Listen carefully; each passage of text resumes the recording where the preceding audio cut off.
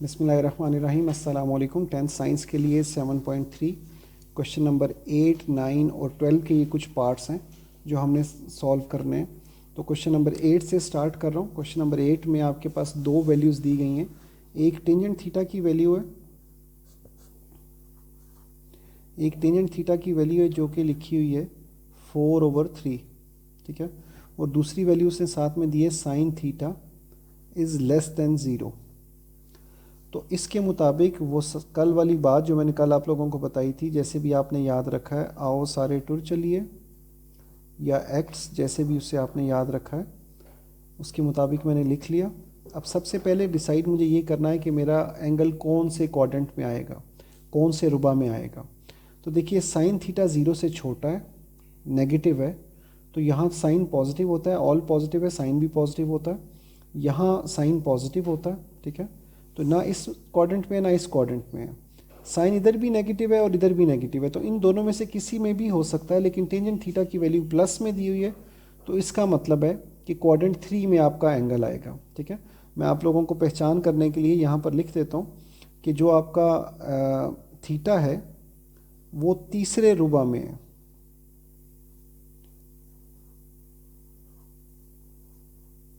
जो आपका एंगल है वो थर्ड क्वाड्रेंट में है, ठीक है। उसकी रीज़न साथ में उसी तरह लिख लीजिएगा कि क्योंकि थर्ड क्वाड्रेंट में टेंजेंट थीटा पॉजिटिव और साइन थीटा नेगेटिव होता है, ठीक है। ये हमने कल क्वेश्चंस किए थे, उसी अंदाज में यहाँ नीचे आप लोगों ने वो तहरीर लिख लेनी है। मैं उसके लिए 2 लाइंस आपके लिए खाली छोड़ूँ ताकि आप यहाँ पर लिख सकें, क्योंकि तीसरे रुबा में टेंजेंट थीटा पॉजिटिव और साइन थीटा नेगेटिव होता है, because in third quadrant tangent theta is positive and sine theta is negative. English वालों के लिए भी बोला है मैंने, तो यहाँ पर ये प्लीज़ लिख लीजिएगा। अच्छा जी, उसके बाद ये तो बात होगी कि थीटा कौन से एंगल में। दूसरी चीज़ आप लोगों को पहले से शायद याद हो, मैं यहाँ पर एक लाइन डाल लेता हूँ रफ के लिए।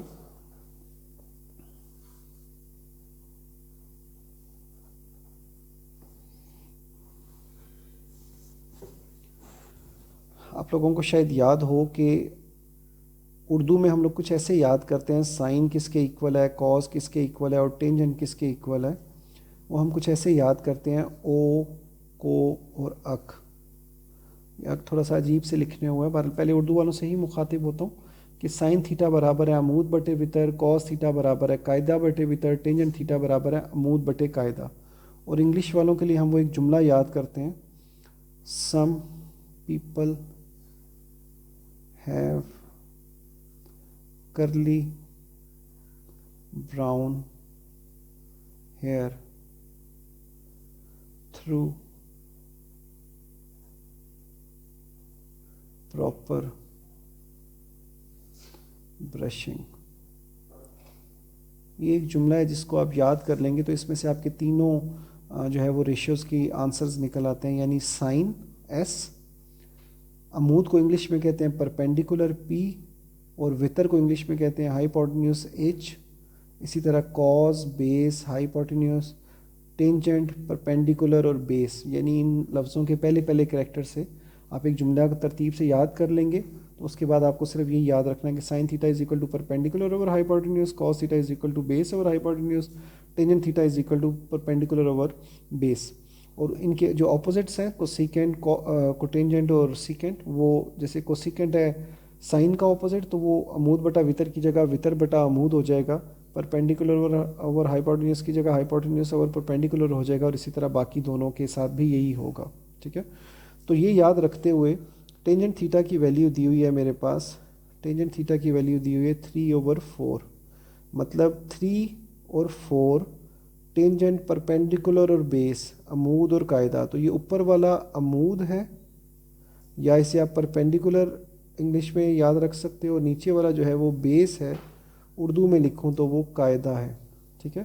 Through proper brushing TPB, tangent is equal to perpendicular over base, tangent theta is equal to अक अमूद बटे कायदा। तो उसके मुताबिक याद रखते हो मैंने ये लिख लिया। अब अगर मैं एक राइट ट्रायंगल बनाऊं, वैसे तो ये थर्ड क्वाड्रेंट में कुछ ऐसे करके ट्रायंगल बनानी चाहिए, आप लोग इसी जगह, चले मैं भी आप लोगों की आसानी के लिए उधर ही बना देता हूँ। ये मेरा फिर मुझे ये बेसिकली ये लिखना नहीं चाहिए था, ऐसे समझ लीजिए ये सारा ही फिर रफ़ हो गया, ये सारा रफ़ हो गया, ये भी रफ़ है और ये नीचे वाला भी रफ़ है।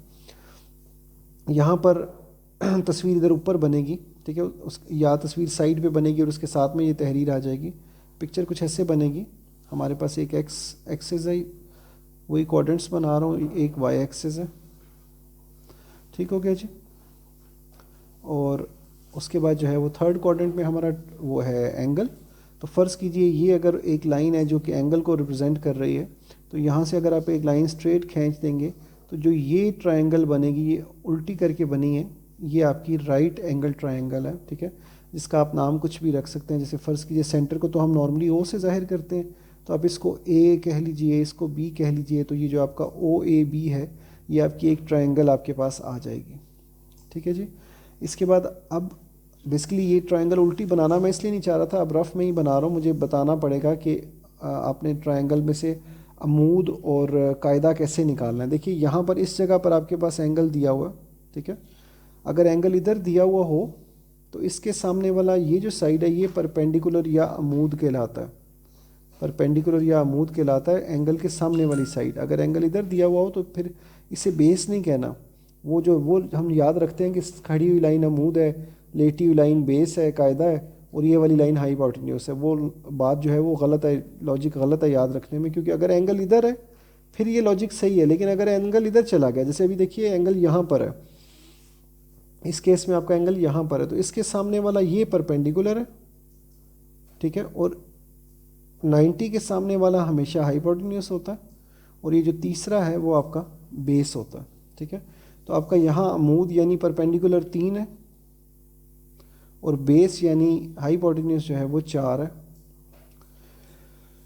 तो अगर मैं यहाँ लिख लूँ एक दफ़ा समझाने के लिए कि मेरे पास since tangent theta is equal to 3/4, it means perpendicular जो है वो आपका 3 है और बेस जो है वो आपकी 4 है, अमूद 3 और कायदा 4।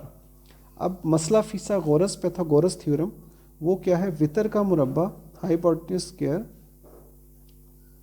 Is equal to perpendicular square अमूद का मुरब्बा जमा कायदे का मुरब्बा बेस स्क्वायर, और इस साइड पर सॉरी स्क्वायर रूट तो तब डालेंगे अगर इधर मैंने स्क्वायर ना डाला हुआ होता, इसलिए फ़िलहाल मैं फिर स्क्वायर रूट नहीं डाल रहा। तो देखिए हमें परपेंडिकुलर और बेस पता है, तो हम इसकी मदद से हाइपोटेन्यूस मालूम करना चाहते हैं। तो परपेंडिकुलर की वैल्यू है 3 उसका स्क्वायर प्लस बेस 4 उसका स्क्वायर, बेस ये 4 है, 3 का स्क्वायर होता है 9, 4 का स्क्वायर होता है 16, दोनों ऐड होंगे 25, इस तरफ तो यही लिखा हुआ होगा हाइपोटेन्यूस स्क्वायर। और फिर ये स्क्वायर ख़त्म करने के लिए जब आप स्क्वायर रूट लेंगे, स्क्वायर ख़त्म करने के लिए जब आप स्क्वायर रूट लेंगे तो आपके पास आंसर 5 आ जाएगा। वैसे स्क्वायर रूट हटता है तो प्लस माइनस लगता है, लेकिन ये लेंथ है, डिस्टेंस है, वो माइनस में नहीं होता, इसलिए जो है वो हमने +5 ही लिखा है, सही है। तो ये मेरे से गलती से लाइन लगी, अभी सवाल ख़त्म नहीं हुआ। सवाल तो बेसिकली कह लीजिए यहाँ से शुरू होना, ये तो जिस तरह किसी किताब का दिबाचा होता है, इनिशियल पेजेस होते हैं, तो ये तो वो हमने किया। सारी वो वाली बातें जो कह लीजिए कि प्रीवियस नॉलेज की बेस पर आपको पता होनी चाहिए, वो मैंने ज़रा रिपीट किए, ठीक है। इन बातों को एक दफ़ा फिर दोहरा लेते हैं। एक पॉइंट में मिस कर गया, जब क्वाड्रेंट तीसरे रुबा में अगर कोई भी मेरा आंसर, जैसे फ़र्ज़ कीजिए कोटेंजेंट का आंसर नेगेटिव आता है, तो तीसरे क्वाड्रेंट में कोटेंजेंट पॉजिटिव होता है, टेंजेंट और कोटेंजेंट पॉजिटिव होता है, तो मैं उस नेगेटिव को इग्नोर कर दूंगा। और फ़र्ज़ कीजिए पहले क्वाड्रेंट में अगर होता और आंसर मेरा नेगेटिव आता, कोई भी आंसर नेगेटिव आता, तो मैं उसे इग्नोर कर देता। उसकी वजह ये थी कि पहले क्वाड्रेंट में सारे के सारे पॉजिटिव होते हैं, ठीक है।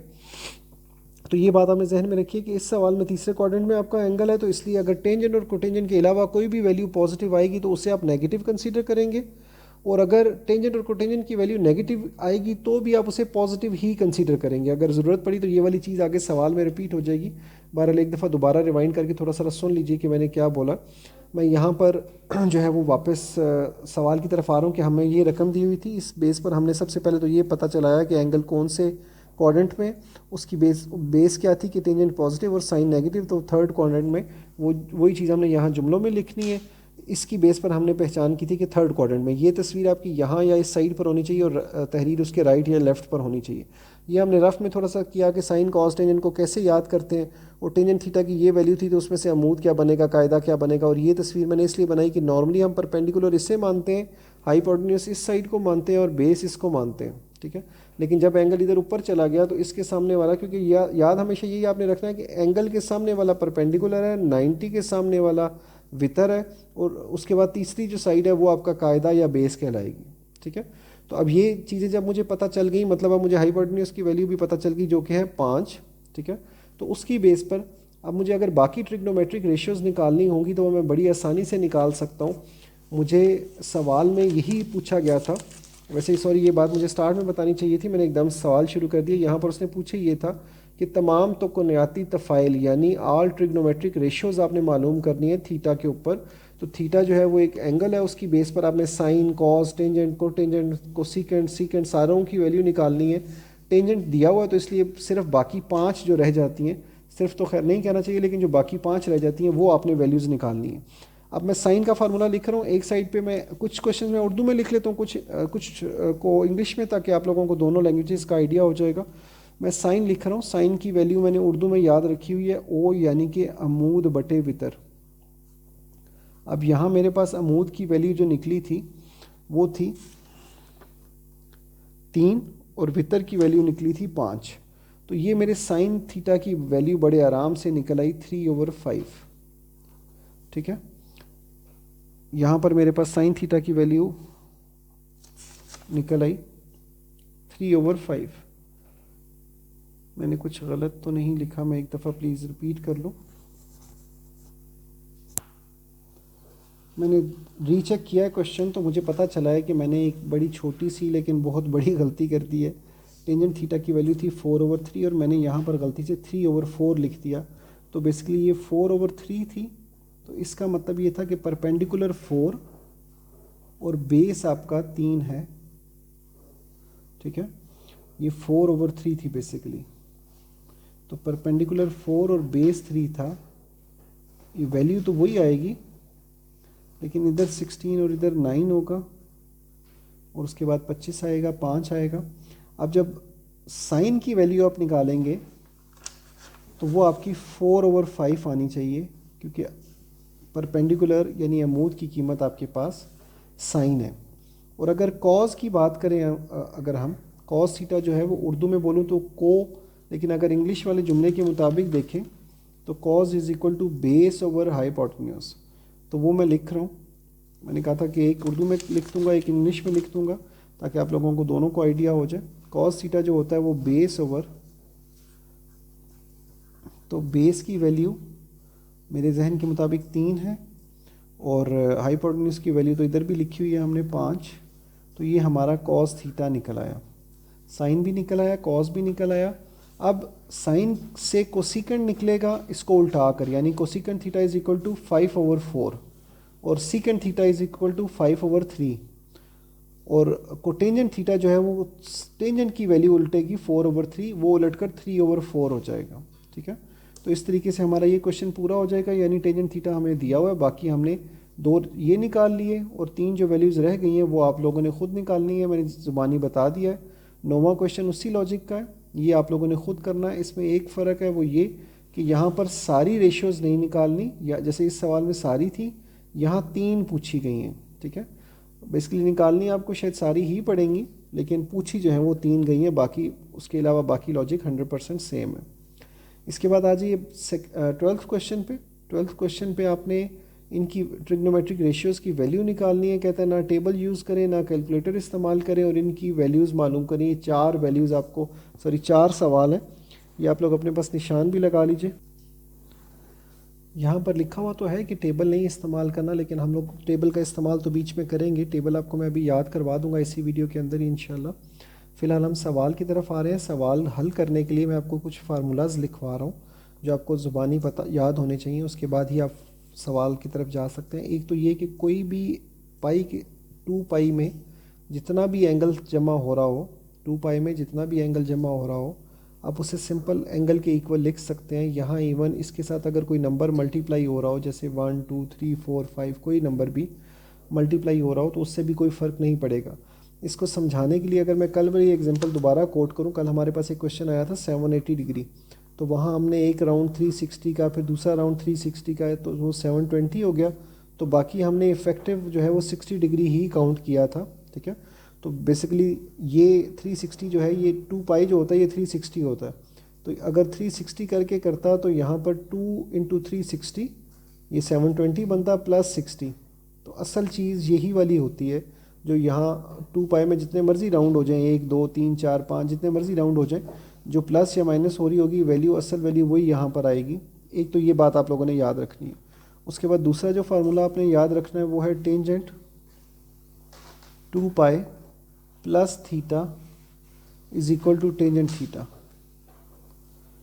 टेंजेंट फार्मूला ज़्यादा इस्तेमाल होते हैं, लेकिन जो 4 क्वेश्चंस आप लोगों के हैं मैं सिर्फ उनसे रिलेटेड फार्मूलाज यहाँ पर लिख रहा हूँ, ठीक है। Tangent 2 pi plus theta is equal to tangent theta, सही है। उसके बाद हमारा 5वां पार्ट है, मैं उसके लिहाज से फार्मूला लिख देता हूँ यहाँ पे।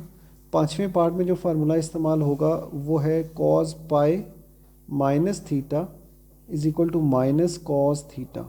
वैसे कॉस पाई प्लस थीटा का भी फार्मूला है, लेकिन जो इस्तेमाल होंगे मैं वही खाली आप लोगों को लिख के दे रहा हूँ यहाँ पे, ताकि आप लोगों को ज़्यादा याद ना करना पड़े, ठीक है। उसके बाद चौथा फार्मूला 8वां पार्ट है टेंजेंट माइनस 9 पाई। तो इसका कुछ इस तरीके से है कि टेंजेंट 2 पाई हो, अगर उसके साथ कोई भी नंबर मल्टीप्लाई हो रहा हो, लाइक पॉजिटिव का या नेगेटिव का, उसके साथ अगर माइनस कोई वैल्यू लिखी हुई हो, माइनस के साथ कोई वैल्यू लिखी हुई हो, तो आप उसको इस तरीके से लिख देते हो टेंजेंट, याद रखिए यहाँ माइनस है, उसे ऐसे लिख देते हो टेंजेंट माइनस थीटा। यानी अगर फ़र्ज़ कीजिए यहाँ -30 होगा तो टेंजेंट -30 के इक्वल आ जाएगा, ठीक है। इससे आगे जो ये वाला क्वेश्चन है कोटेंजेंट 7 पाई ओवर 6, उसमें आपका फार्मूला जो इस्तेमाल होगा वो कुछ इस शक्ल का है, cotangent pi plus theta is equal to cotangent theta.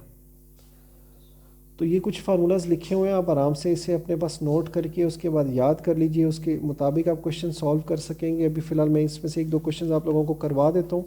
देखिए पहला मेरा एंगल है टेंजेंट 30 डिग्री। पहला मेरा जो सवाल है वो है टेंजेंट 30 डिग्री। टेंजेंट 30 डिग्री से मुराद है, मतलब अगर मैं इसे रेडियंस में कन्वर्ट करूँ तो पाई बाय 180 से मल्टीप्लाई करूँगा। पाई बाय 180 से मल्टीप्लाई करूँगा तो 31 आर 30, 36 आर 180,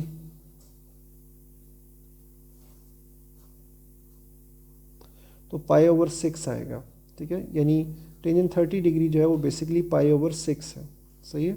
तो मैं इसको कुछ ऐसे लिख सकता हूँ कि tangent 30 degree is equal to tangent pi over 6। ये फार्मूला मैंने आप लोगों को लिखवाया था, ठीक है। ये फार्मूला मैं यहाँ पर लिख रहा हूँ, ऐसा ज़रूरत नहीं है लेकिन मैं लिख रहा हूँ tangent 2 pi plus pi over 6, मतलब टेंजेंट का फार्मूला है कि उसमें थीटा के अंदर जितने मर्जी 2 पाइज ऐड होते रहे, आंसर टेंजेंट थीटा ही आता है। यानी बचेगा आपके पास टेंजेंट पाई ओवर 6 ही। बेसिकली इसको आपको यहाँ लिखने की ज़रूरत नहीं थी, आप टेंजेंट 30 डिग्री के बाद डायरेक्ट जो है वो ये लिखकर उसके बाद टेंजेंट पाई ओवर 6 लिख सकते हो।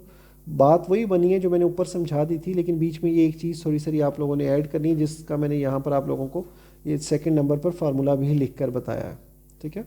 अच्छा, अब टेंजेंट पाई ओवर 6 की वैल्यू हम टेबल से देखेंगे, यानी टेंजेंट 30 पर पाई ओवर 6 मतलब 30, उधर टेंजेंट की वैल्यू 1/3 स्क्वायर रूट होती है, वो हम उठाकर यहाँ लिख देंगे। आप पूछ सकते हैं सर कि बीच में ये क्यों लिखना पड़ा, तो बेसिकली जब उसने कहा टेबल देखे बिना, तो फिर हम कुछ बीच में अप्रोच चेंज करेंगे तभी वो बात साबित होगी कि टेबल देखे बिना। देखा हमने टेबल ही है, वहीं से वैल्यू ये वाली लिखी है। उसके बाद एक पार्ट मैं और कोई देख लेता हूँ, चले 2 पार्ट्स और कर देता हूँ, एक ये कॉज वाला कर रहा हूँ और एक ये टेंजेंट वाला कर रहा हूँ, ठीक है। कॉज है 2 pi over 3, cause 2 pi over 3, ये है आपका 5वां पार्ट, ठीक है। 5वें पार्ट में हमें दिया हुआ है cos 2 पाई ओवर 3। तो याद रखिएगा कि ये मैंने फार्मूला भी आपको लिख के दिया कि cos pi minus theta is equal to minus cos theta. अब मुझे यहाँ ये देखना है कि ये जो ये वैल्यू है 2 पाई ओवर 3, ये पाई में से क्या माइनस करूँ तो ये आती है, पाई में से क्या माइनस करूँ तो आंसर हमारा 2 पाई ओवर 3 आता है, ठीक है। ये निकालने के लिए मैं रफ में ही देख रहा हूँ, वैसे तो मैं ज़ुबानी उधर लिख सकता हूँ, लेकिन जो है वो मैं आपको यहाँ करके बता रहा हूँ कि पाई माइनस 2 पाई/3 करके आपको पता चलेगा कि आप क्या लिखेंगे। तो ये सिर्फ पाई/3 बच रहा है, यानी अगर मैं यहाँ पर कॉस पाई माइनस पाई/3 लिखूँ, पाई/3 लिखूँ, तो ये इसी के इक्वल बनता है। मैं आपको ये वाली बात चेक करवाता हूँ कि क्या वाकई पाई/3 2 पाई/3 के इक्वल बनता है। तो देखिए एलसीएम आएगा 3, नीचे कुछ नहीं है तो ऊपर वाले से मल्टीप्लाई करके लिख लीजिए। नीचे 3 लिखा हुआ तो 1 और ऊपर वाले से मल्टीप्लाई हुआ तो पाई ही बचा। 3 पाई में से 1 पाई गया तो 2 पाई बचा और डिवाइडेड बाई 3। तो देखिए ये पाई/3 जो है ये 2 पाई/3 के ही इक्वल है। ठीक है, तो इतनी सारी बात हो गई क्लियर। और उसके बाद जो है वो आगे ये वाली जो चीज़ है कॉस पाई/3, ये इस फार्मूले पर पूरी उतरती है, cos pi minus theta which is equal to minus cos theta. Theta से मुराद यहाँ वाला एंगल, तो which is equal to minus cos पाई/3।